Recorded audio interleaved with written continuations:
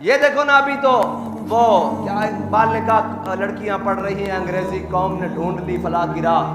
ہیں جی یہ ڈرامہ دکھائے گا کیا سین، پردہ اٹھنے کی منتظر ہے نگاہ.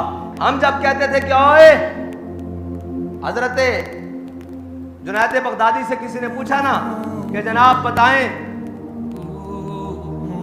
ایک عورت مرد سے تعلیم حاصل کر سکتی ہے، تو حضرت جنید بغدادی نے فرمایا بھئی پڑھنے والی رابعہ بصری ہو، پڑھانے والا بایزید بستامی ہو، جو کچھ پڑھا جا رہا ہو وہ کلام اللہ ہو، اور جہاں پڑھایا جا رہا ہو بیت اللہ ہو، تب بھی جائز نہیں ہے.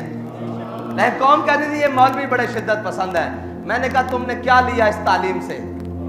یہ حوریان مغربی دل و نظر کا حجاب. اقبال کہتا ہے یہ مغربی حوریان جنہوں نے تمہیں بڑا سارا کچھ دکھایا بنا سوار کر، کیا دیا انہوں نے؟ ایک شخص کے موبائل سے ہیں جی ہزاروں عزتیں تار تار ہوئی ہیں، ایک شخص کے موبائل سے.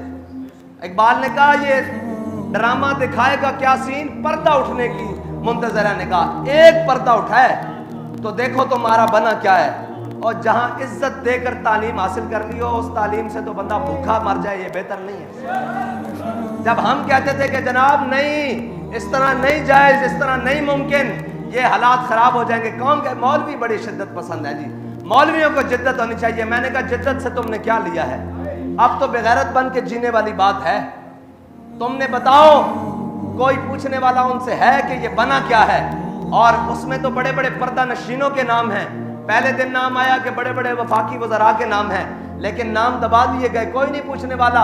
اس سے بھی بڑی بات ہو جائے گی کوئی پوچھنے والا نہیں ہے، اس لیے کہ ہم نے جو آنکھیں بند کر لی ہیں، ہم نے جو حضور کے دین کو، جب حیا کی بات ہو او جی کون چل سکتا ہے اسلام پر؟ میں نے کہا تم اسلام پر نہیں چل سکتے، دو خراج اپنا، دو بے حیائی کا خراج دو نا. ایک شہر کی ایک یونیورسٹی سے یہ تعداد نکلی ہے، اور تم مجھے بتاؤ ہم جب پیٹ پیٹ کے مرتے ہیں نا کہ دین دین دین، ہمیں یہ سمجھ آ جاتی ہے کہ قوم بھی کوئی مستحق نہیں ہے دین کی، اور قوم کا بھی کوئی دل نہیں مانتا دین کے. اگر قوم کا دین دیکھنا ہو تو ان کی شادیوں میں چلے جاؤ.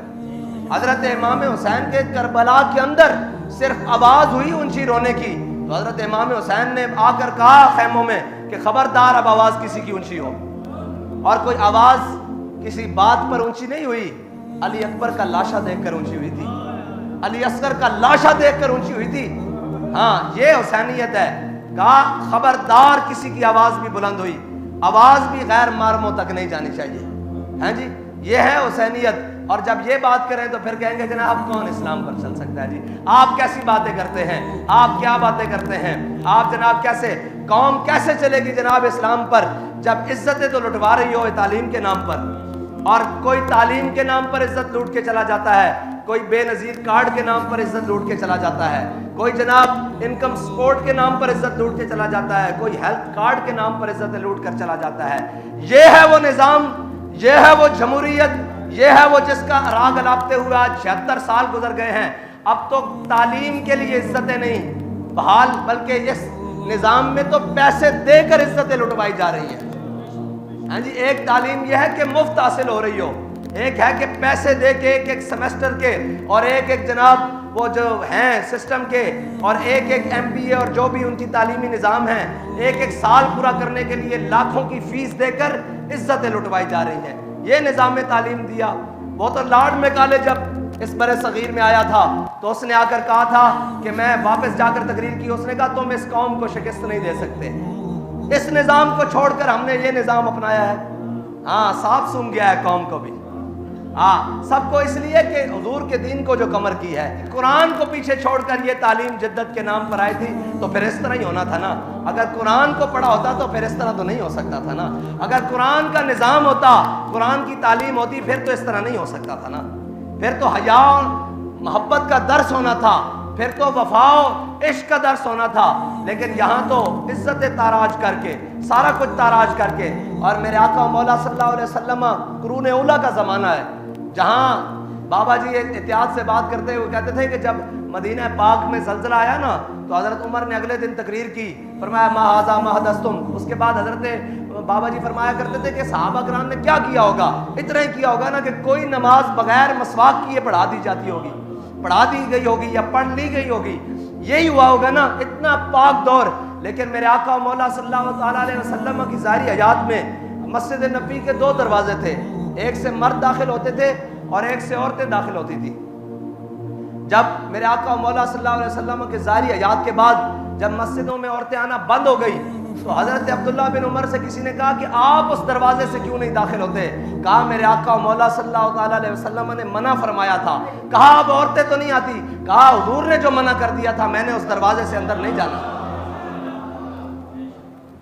یہ اس قرون اولیٰ کی دور کی بات کر رہا ہوں. اس دور میں بھی حضور نے فرمایا تمہاری نماز تمہارے گھر کے پچھلے کمرے میں زیادہ قبولیت ہے. یار فرض نماز اگر عورت کی پچھلے کمرے میں زیادہ قبولیت ہے، اور مجھے یہ بتاؤ کہ یہ کون سی تعلیم ہے جو عزت کو تاراج کر کے حاصل کی جائے، جو عزت اور غیرت کی جنازے نکال کر دیے جائیں اور بس نبکی ہے اب ہر حال پر، اور پتہ نہیں کس دن قوم کی آنکھیں کھلیں گی. یہ بات آج کی ہے، کل چپ ہو جائیں گے، پرسوں پھر ایک نیا تماشا ہوگا، ترسوں پھر چپ کر دیا جائے گا. یہ جناب اسی طرح چلتے رہیں گے اور صرف اتنا خیال ہوگا کہ چلو جی کوئی بات نہیں، یہ کسی کی بیٹیاں نا ہماری نہیں. ہاں ہماری بیٹیوں کا درد تب ہوتا ہے جب دین کا درد اندر موجود ہو. ملت کا درد تب موجود ہوتا ہے جب دین کا درد اندر موجود ہو. جب یہ احساس ہی نہ ہو کہ تو اپنے کماؤ، اپنے کھاؤ، اپنی دولت کے پیچھے پڑے رہو، تو پھر یہ احساس تو ختم ہو جائے گا. یہ احساس تو پھر زندہ نہیں رہے گا کہ ہم نے کس طرح کیا کرنا ہے. اور تعلیم حضرت جناب امام علی مقام کی شہادت اور شہادت امام حسین اسی نظام کے خلاف ہے. یہ جو نظام آج پوری دنیا پر رائج ہے، استبداد کا نظام، جہل کا نظام، وہ اندھیرا ہی بلا تھا کہ قدم راہ پر تھے، روشنی لائی ہے منزل سے بہت دور. یہ روشنی جس کے پیچھے ہم سب صبح شام بھاگ رہے ہیں، اس روشنی کا انجام یہ ہے کہ آج ہماری عزتیں بھی پامال ہیں. تعلیم کے نام پر، صحت کے نام پر اور جناب سارے نام پر. اللہ تعالیٰ ہمیں حضور کے دین کے ساتھ وفا کرنے کی توفیق دے اور سنت حسینی کو زندہ کرتے ہوئے دین کے ساتھ کھڑے ہونے کی توفیق دے. اور ہم تو بڑے بڑے دینداروں کی شادیوں میں بھی گئے ہیں، بڑے بڑے دینداروں کے پروگراموں میں بھی گئے ہیں، بڑے بڑے دینداروں کے ان معاملات میں بھی گئے ہیں. ہمیں تو دین کی دال بھی نظر نہیں آئی. یہ دین کا لبادہ اوڑھ کر اور جناب دین کی وہ ساری باتیں کر ہمیں تو دین، ہم نے جب شادیاں دیکھی تو ہمارا سر شرم سے جھک گیا کہ یار یہ دیندار ہیں، یہ وہ لوگ ہیں جو کہتے ہیں اگر جناب ہم دیندار ہیں اور ہمارے دین کے دعوے ہیں. دین اس طرح نہیں آئے گا. دین کو تو پہلے اپنی ذات سے لے کر آخر تک عمل کرنا پڑے گا. اور کیا کہتا ہے دین سوختر اندر طلب. اقبال کہتا ہے کہ دین کو پانا ہے تو حضرت جناب ابوبکر جیسی پہلے تڑپ پیدا کر، اور جناب فاروق اعظم جیسی غیرت پیدا کر، اور جناب عثمان غنی جیسی حیا پیدا کر، اور جناب مولا کائنات جیسی شجاعت پیدا کر. یہ ساری چیزوں سے دور دوڑ کر ہم کیسے جانیں گے کہ جناب دین آئے گا؟ ہمیں دین کے لیے سب سے پہلے خود ذاتی طور پر دین پر عمل کرنا پڑے گا، جھوٹ چھوڑنا پڑے گا، بے حیائی. اور بے حیائی حضرت شیخ نبہان آپ کی قبر پر جب عرب اسرائیل جنگ ہوئی نا تو بابا جی نے سنایا تھا بھی آپ کی قبر پر ایک مراقبہ کرنے گئے عالم، انہوں نے حضرت نبہان، علامہ نبہان کی قبر پر مراقبہ کیا. انہوں نے کہا حضرت علامہ نبہان یہ حضرت جناب خالد بن ولید کی قبر پر مراقبہ کرنے گئے جب عرب اسرائیل جنگ ہوئی. تو حضرت علامہ نبہان جب حضرت خالد بن ولید کی جنگ پر مراقبہ کیا نا، کہا آپ سیف من سیوف اللہ ہیں، آپ اللہ تعالیٰ کی تلوار ہیں، آپ خالد بن ولید ہیں. آپ یہ بتائیں کہ اسرائیل اتنا سا اسرائیل ہے اور اتنا بڑا عرب ہے، اس اسرائیل نے عرب کو کیسے شکست دی ہے؟ کیوں نہیں عربوں کو فتح ہو رہی؟ تو حضرت خالد بن ولید نے کہا کہ عربوں سے جا کر کہو کہ تمہارے نوجوان بے حیا ہو گئے ہیں، لڑکے اور لڑکیاں، اس وجہ سے تمہیں شکست ہوئی ہے. جو قوم بے حیا ہو جائے نا، پھر حضرت جناب سیدنا صدیق اکبر نے بھی کہا تھا کہ جو قوم بے حیا ہو جائے پھر اللہ اس کے اوپر اپنا قہر مسلط کر دے گا. ہاں جی، اور اس کے اوپر اللہ عمہم البلا، اور اس کے اوپر اللہ تعالیٰ اپنی بلائیں نازل کر دے گا. اب جب بے حیائی کا عروج اس سطح پر ہے تو پھر ہمیں یہ کہنے میں جناب شرم نہیں ہونی چاہیے یا ہمیں عیر نہیں آنا چاہیے کہ ہمارے ساتھ کیا ہو رہا ہے. ہمارے ساتھ اسی لیے ہو رہا ہے کہ ہم نے اسلام کو چھوڑ دیا. جب میں یہ کہتا ہوں کہ یا اللہ میرا حال دیکھ، آواز آتی ہے بندے اپنا نامہ اعمال دیکھ. اللہ تعالیٰ مجھے اور آپ کو دین کی سمجھ عطا فرمائے. وآخر دعوانا الحمد